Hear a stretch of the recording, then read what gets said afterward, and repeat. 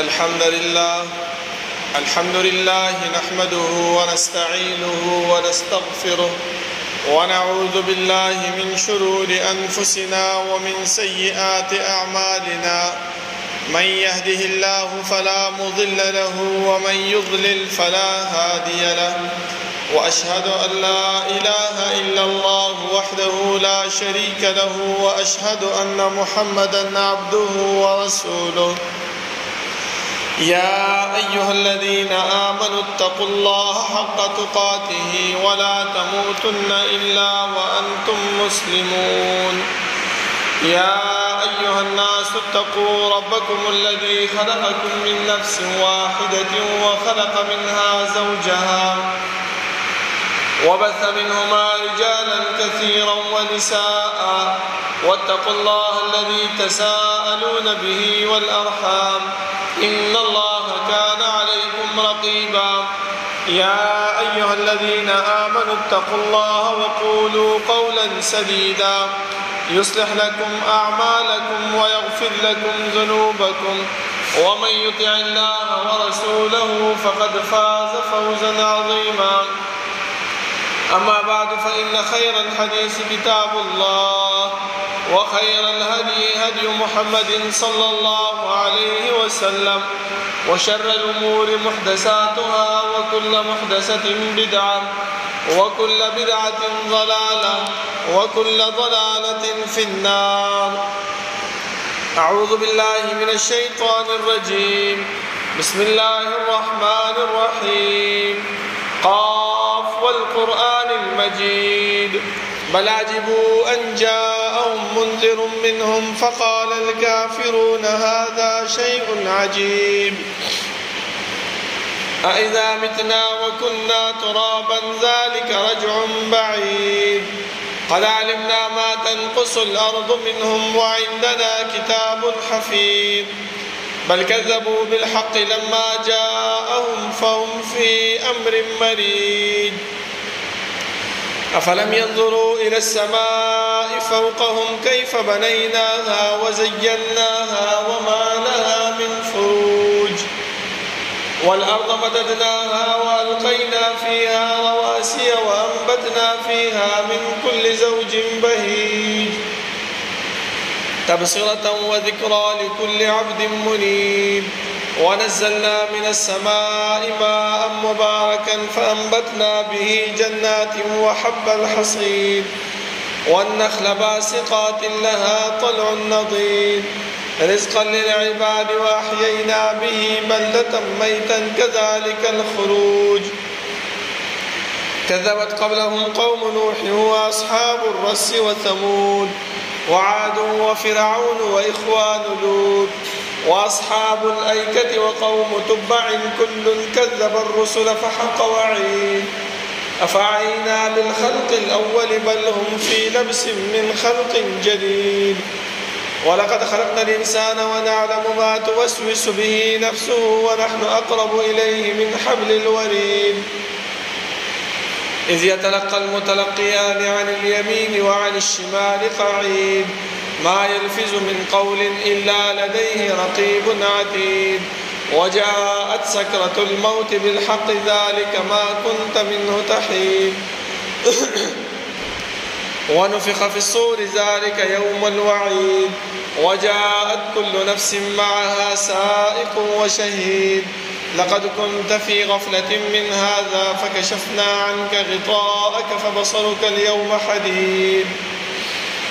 وقال قرينه هذا ما لدي عتيد. ألقيا في جهنم كل كفار عنيد مناع للخير معتد مريب. الذي جعل مع الله إلها آخر فألقياه في العذاب الشديد. قال قرينه ربنا ما أطغيته ولكن كان في ضلال بعيد. قال لا تختصموا لدي وقد قدمت إليكم بالوعيد. ما يبدل القول لدي وما أنا بظلام للعبيد. يوم نقول لجهنم هل امتلأت وتقول هل من مزيد. وأزلفت الجنة للمتقين غير بعيد. هذا ما توعدون لكل أواب حفيظ. من خشي الرحمن بالغيب وجاء بقلب منيب ادخلوها بسلام ذلك يوم الخلود لهم ما يشاءون فيها ولدينا مزيد وكم أهلكنا قبلهم من قرن هم أشد منهم بطشا فنقبوا في البلاد هل من محيص إن في ذلك لذكرى لمن كان له قلب أو ألقى السمع وهو شهيد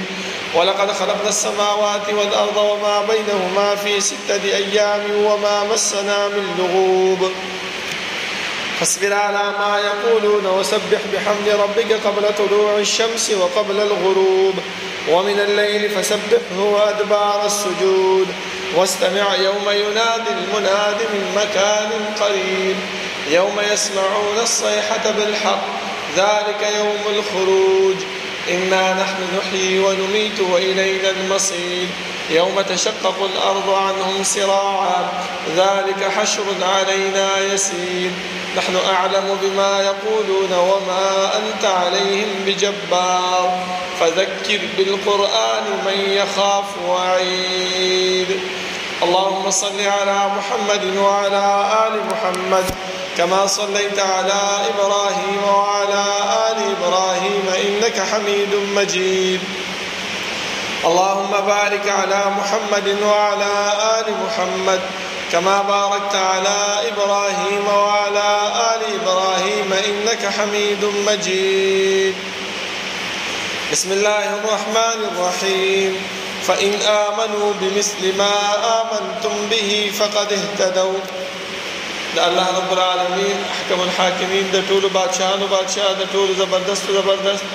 هاغا رب العالمين چې تمام کائنات خالق و مالک دے هاغا الله چې تمام کائنات متصرف و منتظم دے هاغا رب العالمين چې دا غیب صفاتو کی او صفت فعال لما يريد دے رب العالمين چې سکی سوخ چې کوي سرنګ چې کوي چا سره چې کوي کولای شي دا الله رب العالمین د څوک تاسو نشي کولای خدای الله رب العالمین په صفاتو کې دا صفت موجود ده چې وهم يسألون دا مکلف مخلوقات چې هر څومره دي خو هغه انبیا دي او که امت ده خو هغه بادشاهان دي او که رعیه ده خو هغه مالدار دي او که غریب ده د هر یو فرد نه الله رب العالمین تاسو پوښتنه کوي زما محترمو دا الله رب العالمین دا تاسو دا پوښتنه دا په دې خبره باندې دلالت نه کوي چې موږ په دنیا کې کم کار کوو کم عمل کوو الله رب العالمین په هغه باندې نه خبره دی او نه پوهه دی نه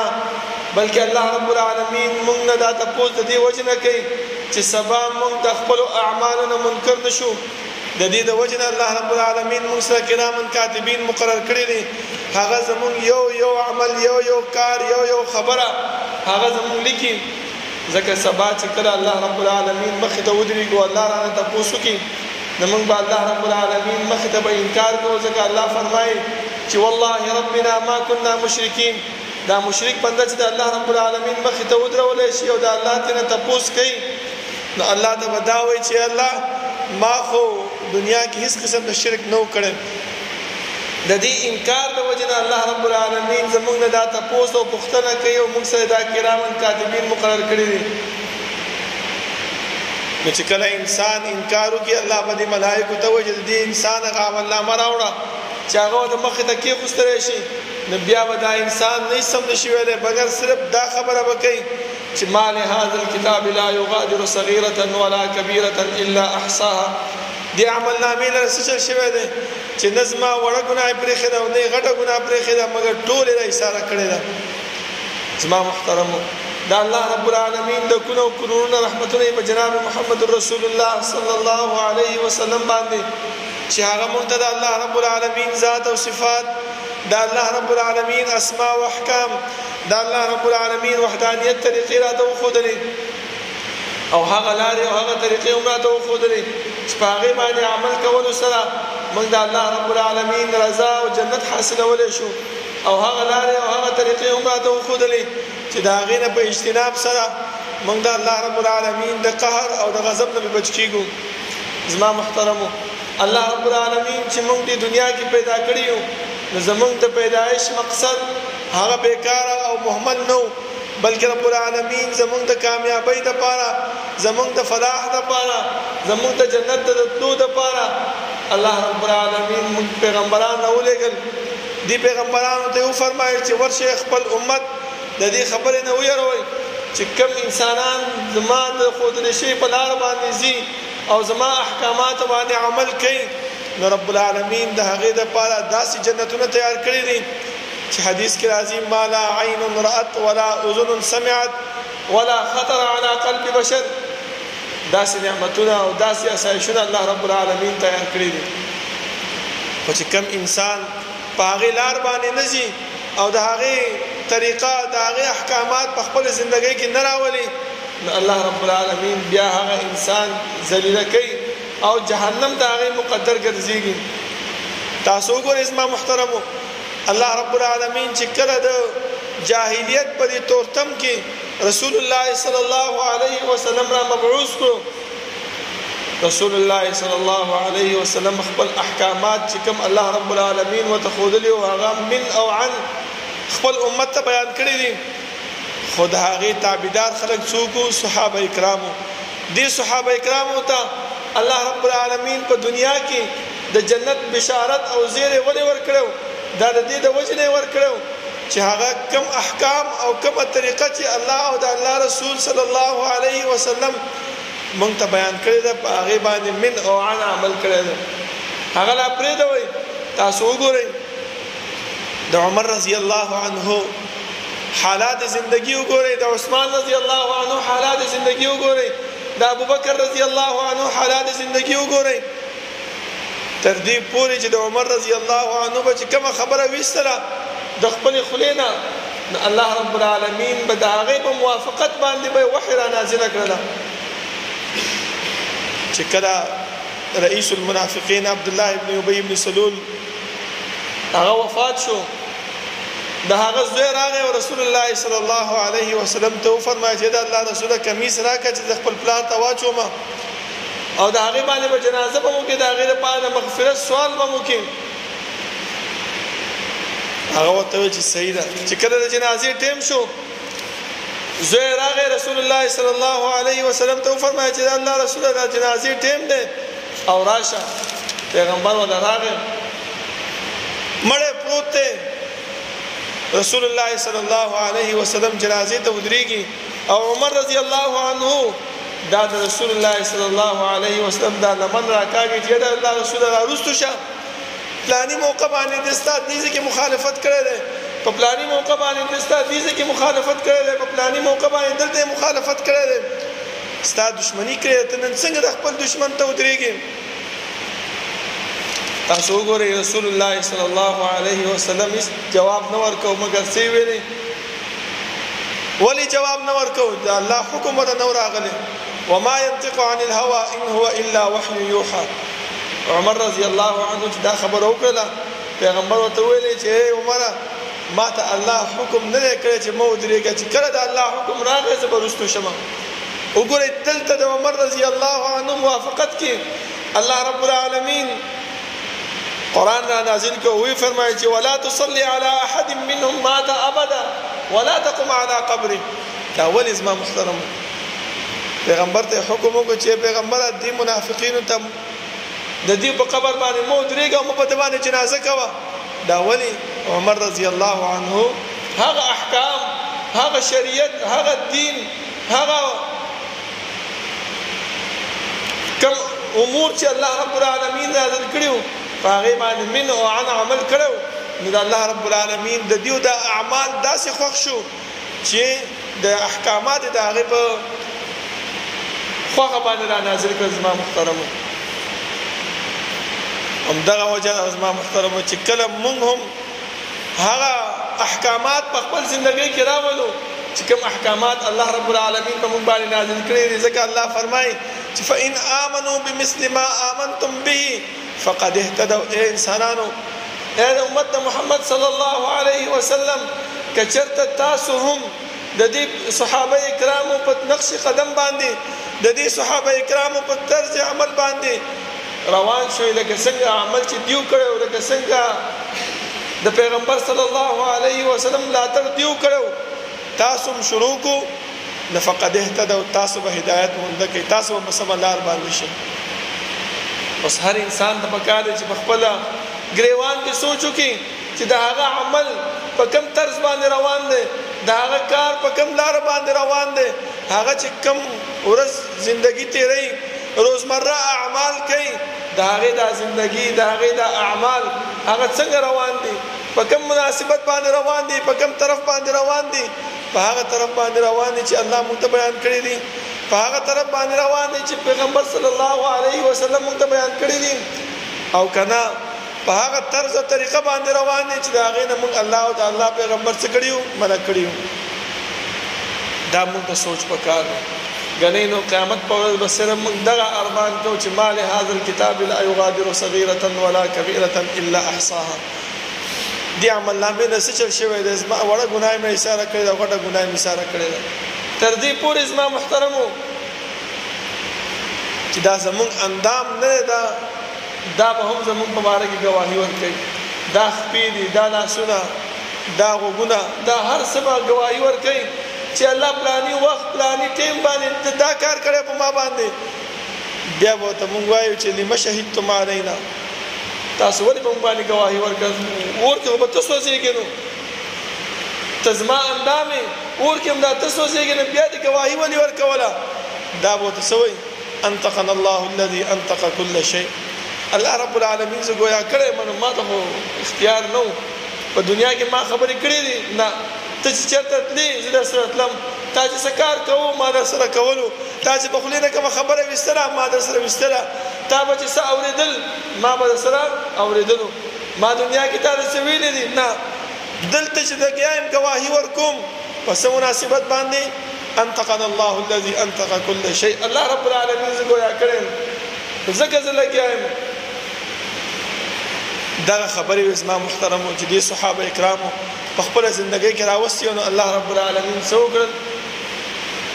هغه له د جنت زیری ورکو او ابو بکر صدیق رضی الله عنه تاسو وګورئ چې کله عائشه صدیقه رضی الله عنها باندې تهمت ولګېد د منافقینو د طرف نه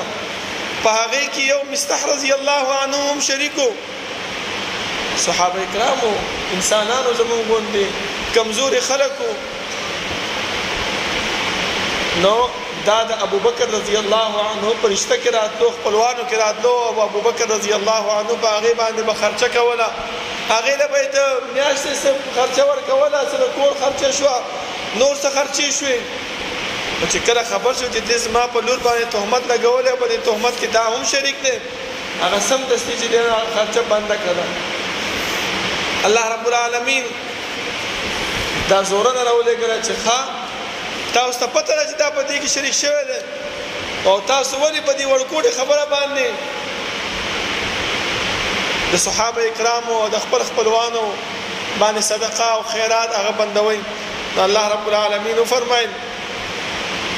ولا يأتل أولو الفضل منكم والسعة أن يؤتوا أولي القربى والمساكين والمهاجرين في سبيل الله ولتاسو بندوي هغه نعمتونه او هغه خرچه او صدقه چې تاسو کوم په مهاجرینو او کمزورو خلکو باندې کوله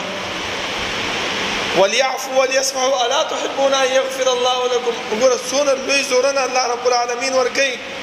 چې آیت تاسو دا خبره نه خوښوي چې الله رب العالمین تاسو ته بخنه وکړي ابو بکر رضی الله عنه سم دستي چې الله ولې نه خوښوم سم دستي مرغه خرچه چې کومه بند شوی و هغه شروع شو دا ولې دا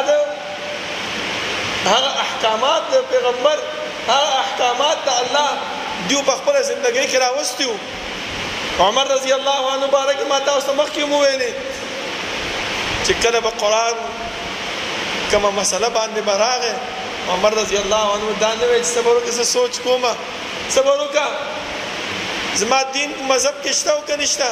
صبر وکړه زه به د مفتی صاحب ته تاسو کوم سبا وکړه زه به دا کوم نه بلکې عمر رضی الله عنه سم دستي د خپل خبرې نه بچی شو رستو شو لکه یو ورکوټه مثال زه تاسو ته درکوم هغه دا چې د عمر رضی الله عنه په زمانه کې یو مسله رااله ورته ویل چې کم سړی خپل ښځې له طلاق ورکړي او کم مهر چې ورکړی وي هغه مهر به څه کوي واپس به ترې اخلي زنانه راله عمر رضی الله عنه ته چې عمر رضی الله عنه ستا ومنم که د الله ومنم ولې زه وله ورکړم الله فرمایي چې وإن أحد که چېرته یو کس داسې دی چې تاسو نه ښځې ته طلاق ورکړي او د هغې په ځای باندې بله ښځه کوي وآتیتم احداهن قنطارا او تاسو ته څه ورکړي وي خزانې لوی لوی خزانې ورکړي وي د مال دولت فلا تأخذوا منهم شيئا دا هغې نه به هېڅ شی نه اخلئ بس چې تا طلاق ورکړو دا څونه مال چې دا د هغه شو عمر رضی الله عنه چې دا آیات واورېد نو سمدستي رسته شو چې یاره الله رب العالمین خو بل څه ویلي دی او ما به نو د خپلې خبرې نه چې دی نو رجوع وکړه دا ټول مسائل داسې دي زما محترمو چې صحابه کرامو ته الله رب العالمین دومره اوچته مرتبه او دومره لوی فضیلت چې ورکړو دا په دې باندې ورکړو چې هغو څه کول د الله دین او احکام یې منلو دا کومه میاشت به موږ باندې روانه ده ذوالحجې په دې میاشت کې د 18 تاریخ دا د عثمان رضی الله عنه د شهادت ورځ ده او د عثمان رضی الله عنه مناقب او فضائل تاسو ټول طلبه کرام یې علما یې تاسو ته پته ده بیانولو ته ضرورت نشته ده د هغې د منقبت دپاره دغه یو خبره کافي ده چې د بیعت الرضوان په موقع باندې رسول الله صلی الله علیه وسلم چې کله عثمان رضی الله عنه مکې ته ولېږلو او دا आवाज او دا چرچه خوره شوله چې عثمان رضی الله عنه شهید کړی شو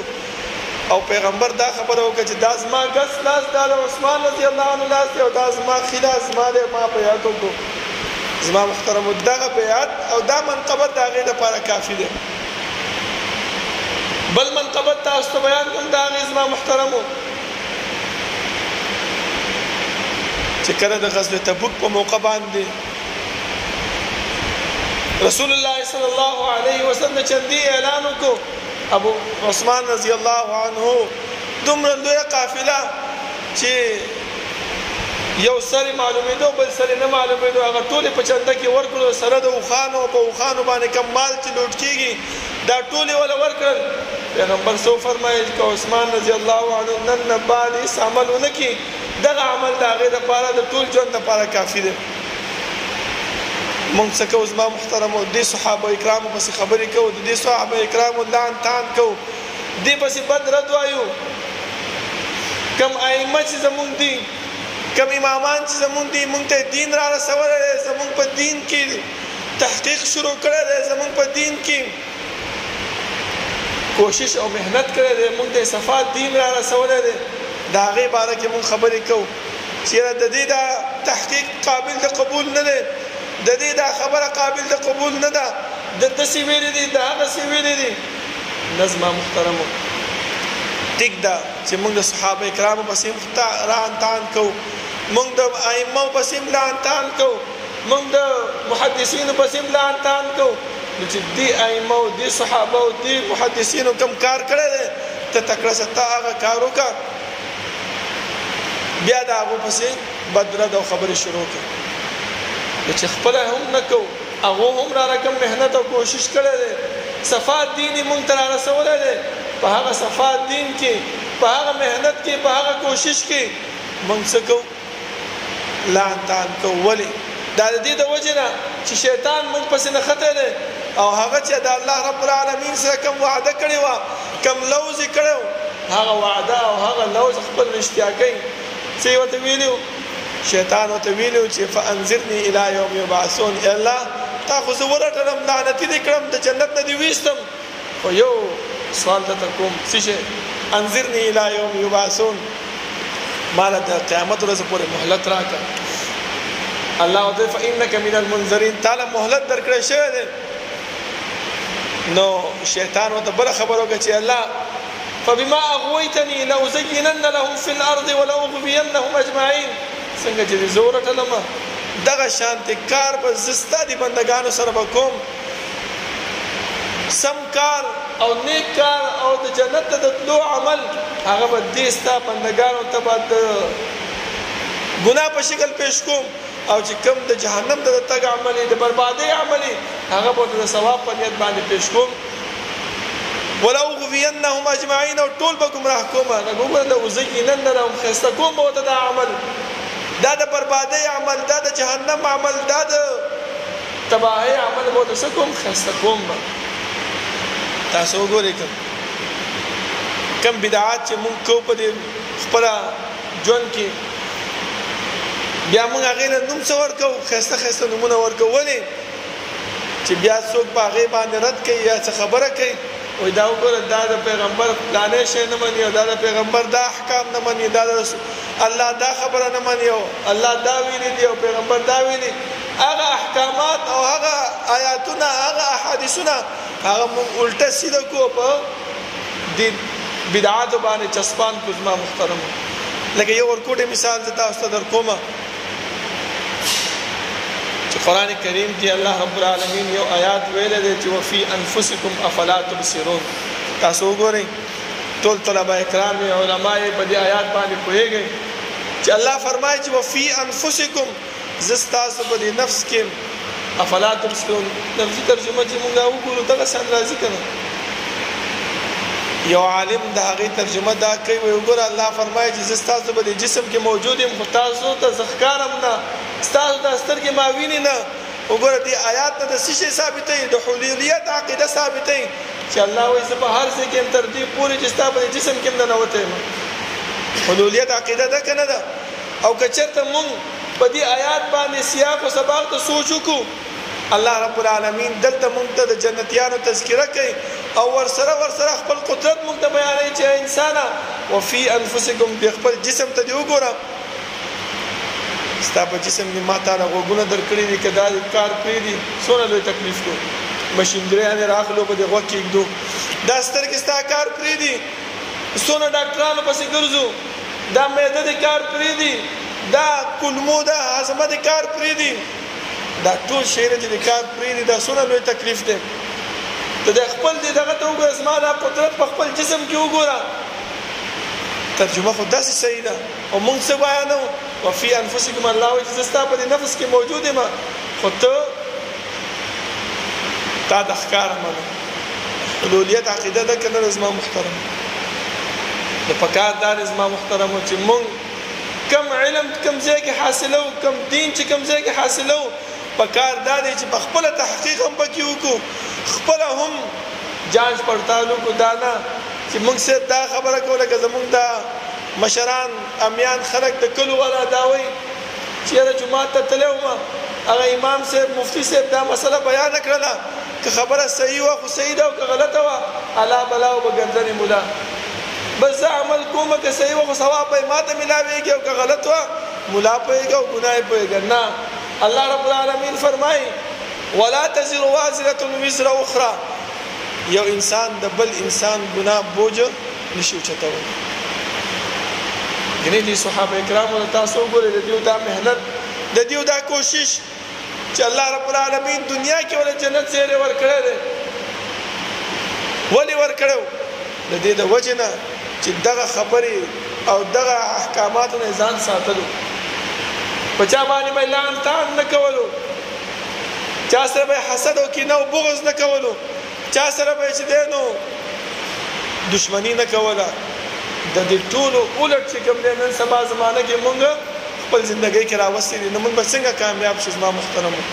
الله رب العالمین نه دعا ده چې الله رب العالمین د عمل کولو توفیق راکړي او الله رب العالمین دې هغه اعمال زمونږ نه واخلي چې هغه عمل زمونږ د نجات ذریعہ وي او زمونږ د جنت د تلو ذریعہ وي اقول قولي هذا واستغفر الله لي ولكم ولسائر المسلمين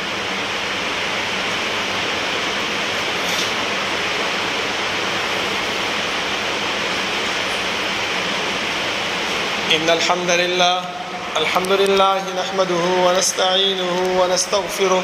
ونعوذ بالله من شرور أنفسنا ومن سيئات أعمالنا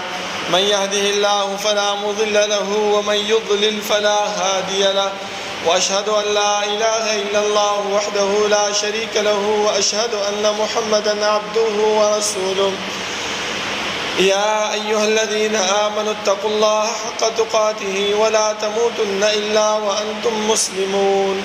يا أيها الناس اتقوا ربكم الذي خلقكم من نفس واحدة وخلق منها زوجها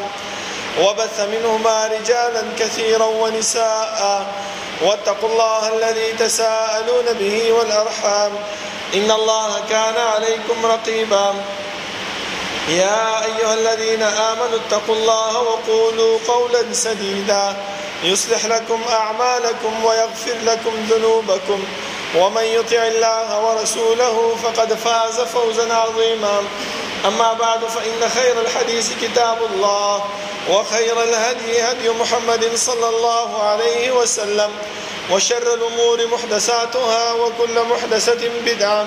وكل بدعة ضلالة وكل ضلالة في النار بسم الله الرحمن الرحيم فإن آمنوا بمثل ما آمنتم به فقد اهتدوا زما محترمو الله رب العالمین چې دي صحابه کرامو د دنیا کې د جنت زیره ورکړي نو دا وجه څه شی و چې دیو په دې دین باندې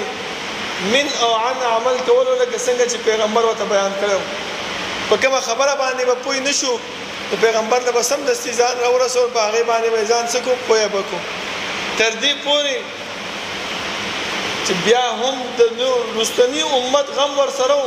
هر یو صحابي او پیغمبر دتلو وته چې د الله رسول ما ته وصیت وکا ما ته لګ نصيحت وکا چې هغه اعمال ما ته وخا چې په هغه باندې عمل وکم او هغه اعمال زما د لپاره ذریعہ د جنت د تلو نو په هغه وصایا د پیغمبر کې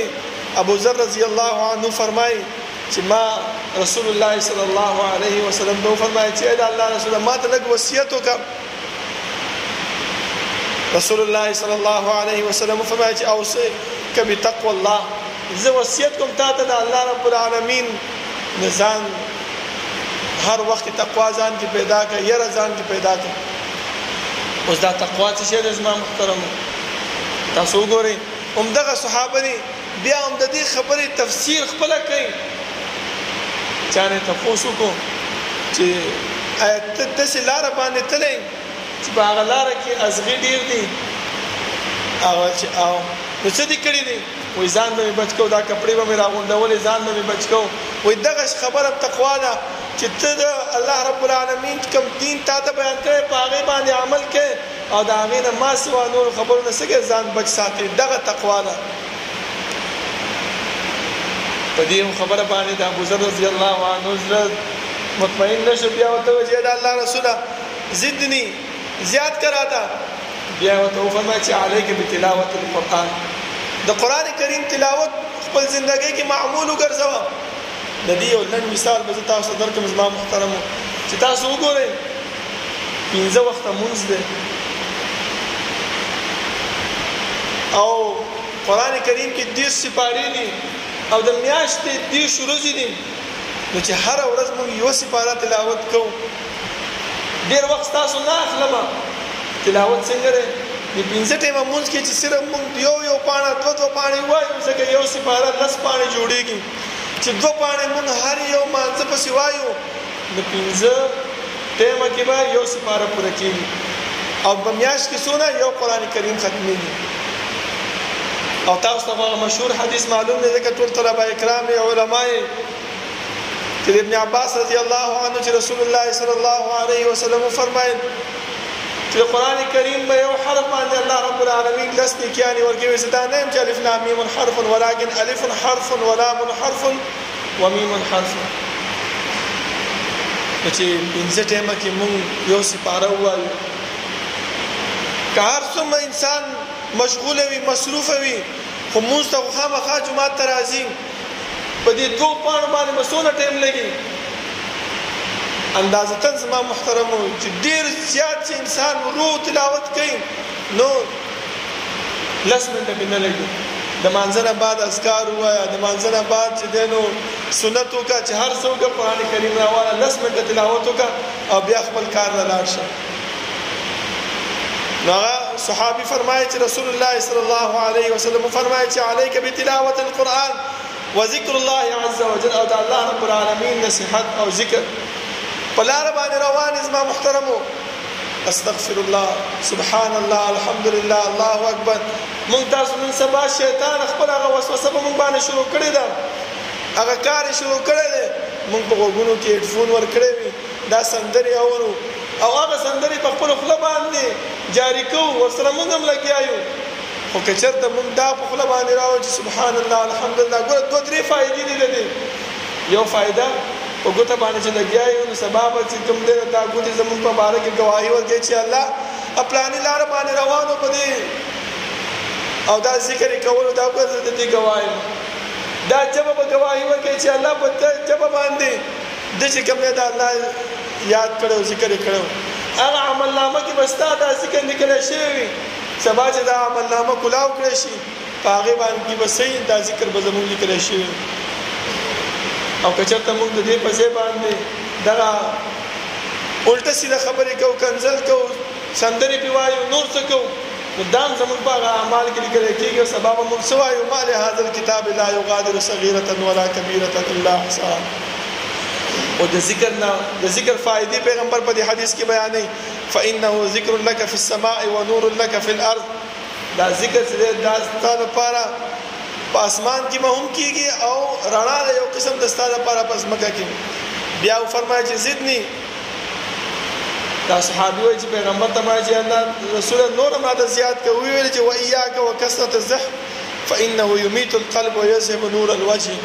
خندا ډېر پرېږده، خبرې مبرې پرېږده او به د الله ذکر کوه، ځکه دا خندا چې ده دا د انسان زړه مړ کوي او د نور د رڼا چې کوم په مخ باندې د انسان موجود ده هغه ختموي. زما محترمو بیا یې راته وفرمایل چې نور راته ووایه، هغه راته وویل چې قل الحق وإن كان مرا، حق وایه اگر که تریخ وي، ولا تخاف في الله لومة لائم، او د چا د ملامتیا نه مه یېرېږه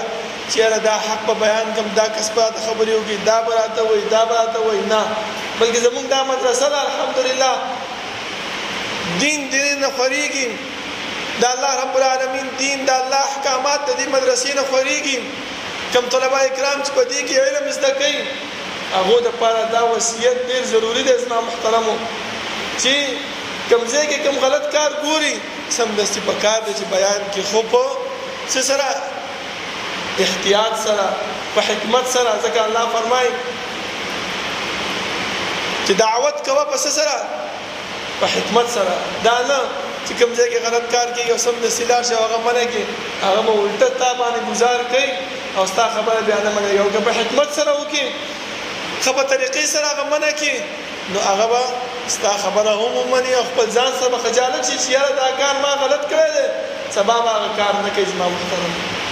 الله رب العالمین نه دعا ده چې الله رب العالمین د دې صحابه کرامو طرز زندگی زموږ په زندگی کې راولي او دغه وصیتونه الله رب العالمین زموږ په زندگی کې راولي چې ذکر د الله دی، تلاوت د قرآن کریم دی، تقوا پیدا کول دي، حق بیانول دي، د چا د ملامتۍ نه نه یېرېدل دي. دا ټول داسې وصیات پیغمبر مونږ ته په دې حدیث کې بیان کړي دي. که چېرته دا مونږ په خپل زندګۍ کې راولو نو انشاءالله الله رب العالمین به مونږ کامیاب هم کړي او الله رب العالمین به مونږ جنت ته داخل کړي. الله نه دعا ده چې الله رب العالمین د عمل کولو توفیق راکړي او الله رب العالمین زموږ د زندگی د صحابه کرامو د زندگی په شان راولي چې الله فرمایي فقد اهتدوا، چې مونږ هدایت مومو. ربنا لا تزغ قلوبنا بعد إذ هديتنا وهب لنا من لدنك رحمة إنك أنت الوهاب. ربنا اغفر لنا ولإخواننا الذين سبقونا بالإيمان ولا تجعل في قلوبنا غلا للذين آمنوا ربنا إنك رؤوف رحيم. ربنا لا تؤاخذنا إن نسينا واخطأنا ربنا ولا تحمل علينا إصرا كما حملته على الذين من قبلنا ربنا ولا تحملنا ما لا طاقة لنا به واعف عنا واغفر لنا وارحمنا أنت مولانا فانصرنا على القوم الكافرين. صفنا برابر كده.